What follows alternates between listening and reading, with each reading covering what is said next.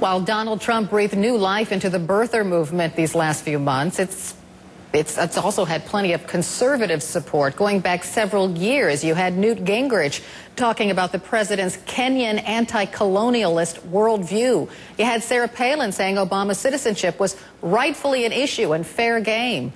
Well, this morning I spoke with the chairman of the Republican National Committee, Priebus. I started by asking Mr. Priebus his response to the president's release of his original birth certificate. I've said for a long time, and we've been saying for months, that this whole thing's just a complete distraction, and to spend even more time talking about it while our country is about to walk off of a fiscal cliff. We're borrowing $4.5 billion a day, and this president is more worried about birth certificates, Oprah Winfrey, and fundraisers at the Waldorf Astoria in downtown Manhattan, while the rest of us here are trying to figure out how we're going to get our economy back on track. You know, it's maddening, and I just wish this president would engage in the real issues that are affecting America, which are $4 gas prices and an economy that needs help. I'm sure the voters, no voter would really disagree with you, but there are those who would say that it's Republican candidates who've been pushing this birther stuff, and they've kept pushing it to undermine this president. No, you know, I would disagree with you, Carol. I think the media is pushing this stuff, and curiously, the president is personally involved in the debate. We had mainstream Republican candidates come out and intimate that Barack Obama was not born in the United States, and I'm talking about Mike Huckabee. I'm not talking about... Carol, you invited me on to talk about the birth certificate issue again, and in my mind, we've got the American people that want us to talk about how to get gas prices down and how to fix our economy and how to bring jobs to America.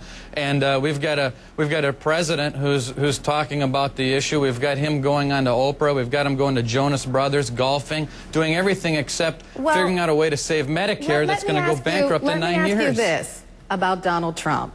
He's been talking about this birther issue for a lot. He's been the loudest voice. Have you ever called him and said, hey, Mr. Trump, cut the rhetoric. This isn't helping the country?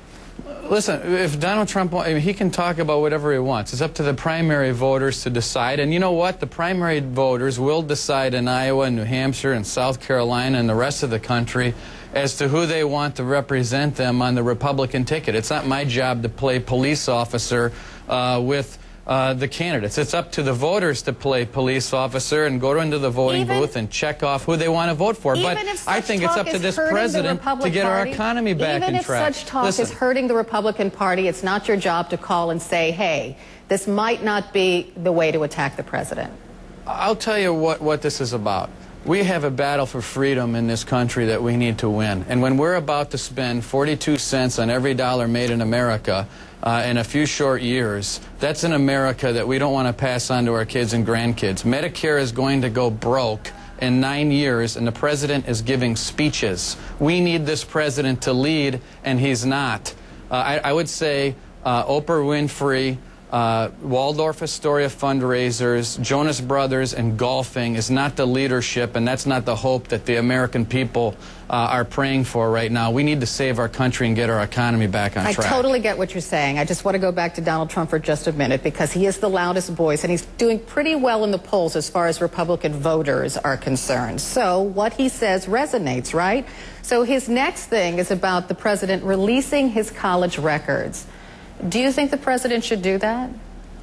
I think this is all a big distraction, all of it. I've never said anything otherwise, Carol. And say, hey, I mean, the point, because listen, because Donald Trump can say what Donald Trump wants to say. We live in America. He has a right to say what he wants to say. And the media, I would say, enjoys picking up on a few of these lines and going to town with them. Look we're still talking about this birth certificate issue. It's old news. Let's talk about the economy. Let's talk about how we're going to get our country back on track. That's what the Republicans are doing. That's what Paul Ryan's doing. That's what Speaker Boehner is doing. In fact, we're the only ones talking about this.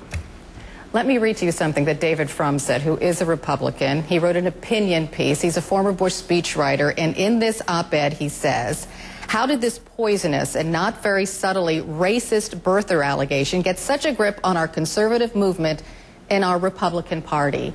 He says that's the stain that this kind of talk has left on the Republican Party. How do you respond to that? You know how much I hear about this issue from our grassroots? Nothing.